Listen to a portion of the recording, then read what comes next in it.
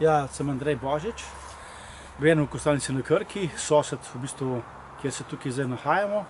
To je sedaj Galerija Božidar Jaklič, prej je bil to samostan.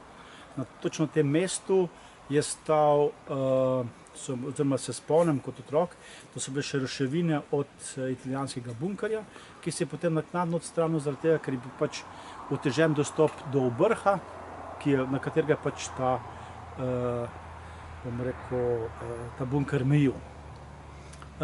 Bunker je bil v bistvu še viden, se pravi, jaz sem rojen leta 1961, se pravi, je bil viden kot otrok, se pravi, tam do leta 1965, prav gotovo so bili še kar dost, bi rekel, te skale, ki so bile, bom rekel, sestavni del bunkerja, so bile še dost vidne, zgornji del bil pa že poprej odstranjen. Tako da, to je to, kar se pač jaz spomnim.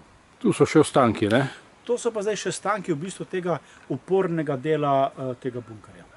V bistvu je gledal proti Gorjancem, ker pravzaprav, ko so Italijani 3-4 leta odšli, v bistvu je bil grad, tukaj je bila postojanka italijanska in je nekako varovala pred Gorjanci, se pravi pred upadi, bom rekel, partizanov oziroma kogarkoli pač, da bi šli potem na to Krško polje, Krško-Šentjernejsko polje.